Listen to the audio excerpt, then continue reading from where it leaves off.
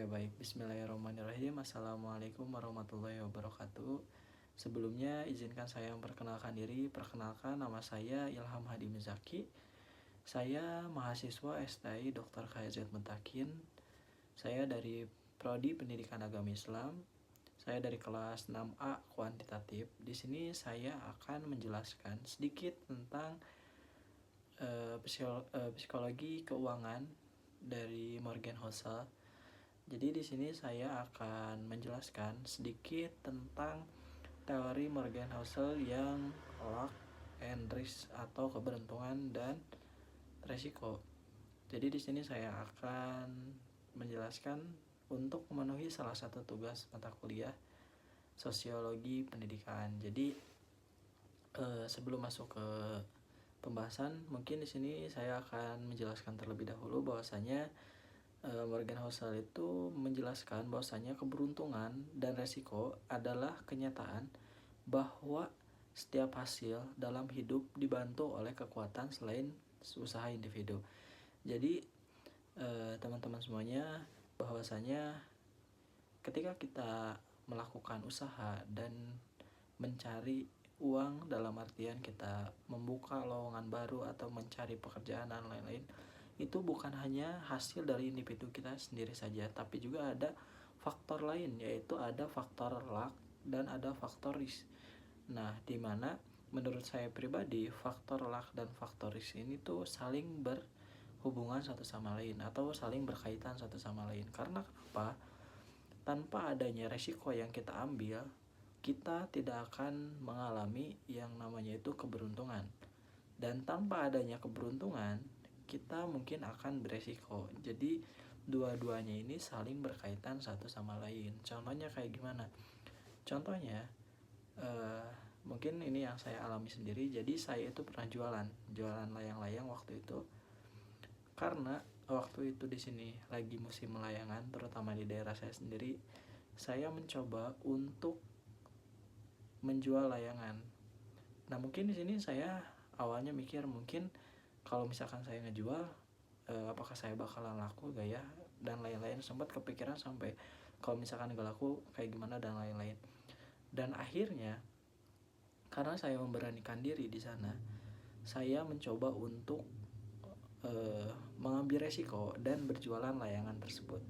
Nah, gimana sih awalnya bisa jualan layangan? Karena mungkin saya tuh ngelihat di sini tuh yang jualan layangan sedikit dan mungkin pas lagi rame gitu. Nah, akhirnya saya jualan lah dengan modal awal 200 lah, bisa dikatakan kecil. Dan akhirnya atas mungkin usaha saya sendiri dengan berjualan dan lain-lain, dan mungkin ada faktor keberuntungan, yaitu faktor keberuntungannya tuh di sini sedang musim layangan. Jadi itu salah satu faktor keberuntungan yang mungkin tanpa saya sadari itu murni keberuntungan karena musim layangan. Kalau misalkan bukan karena musim layangan, nah si jualan saya itu belum tentu laku karena gak akan ada yang belinya. Ya siapa yang mau mainnya gitu, paling anak-anak kecil gitu belinya juga satu atau dua itu setiap hari. Tapi pas waktu itu alhamdulillahnya kayak banyak banget yang beli dan lain-lain gitu, sampai mungkin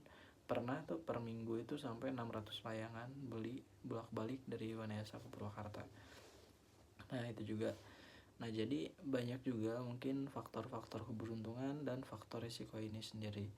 Nah yang selanjutnya mungkin saya pernah lihat dari teman saya sendiri. Jadi teman saya itu iseng jualan masker.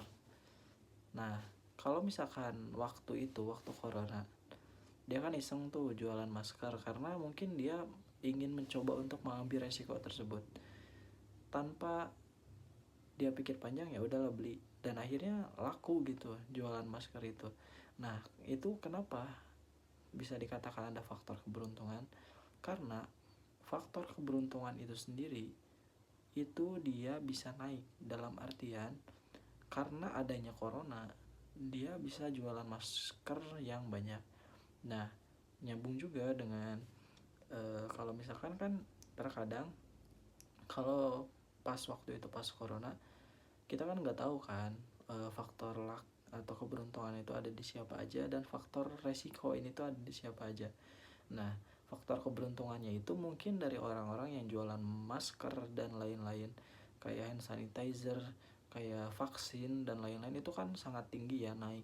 Nah itu karena faktor keberuntungan. Karena kenapa? Karena kalau misalkan nggak disediain ini tuh pasti nanti bakalan kebingungan juga, kita harus nyari kemana dan lain-lain, dan akhirnya yang berjualan itu naik lah. Tapi ada resiko juga yang dialami oleh orang lain yang berjualan.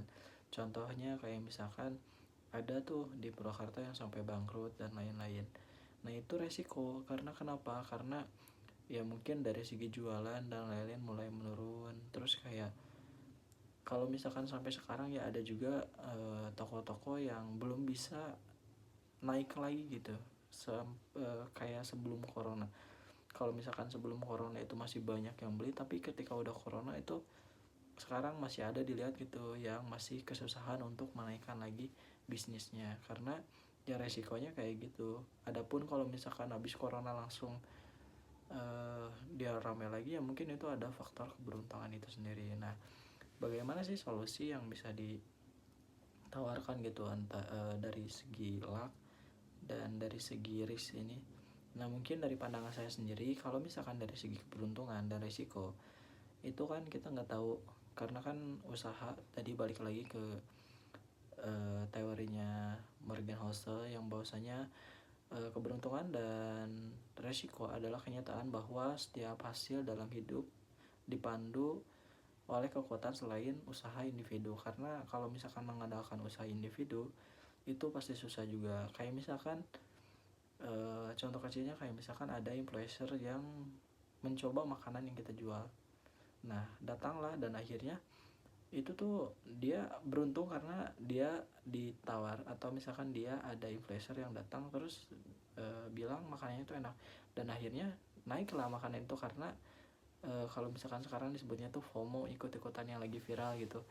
Nah itu kan faktor keberuntungan juga. Jadi yang saya anggap di sini tuh hal yang bisa jadi solusi itu jangan takut untuk membuka sebuah usaha, atau misalkan jangan takut mengambil resiko yang kiranya kita bisa beruntung di dalam faktor itu. Karena kenapa? Karena kita nggak tahu faktor apa aja yang bakalan datang ke kita, entah itu faktor resiko yang emang faktornya itu nggak bakalan jadi rame, atau misalkan faktor keberuntungan yang bikin rame gitu.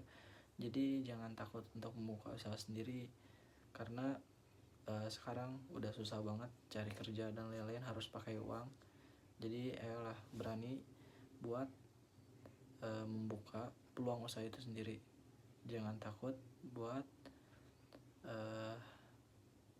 mengambil resiko yang emang mungkin kalau misalkan emang udah jalannya dan emang udah faktor keberuntungannya, mungkin bisa jadi sukses. Jadi mungkin cukup sekian yang dapat saya sampaikan.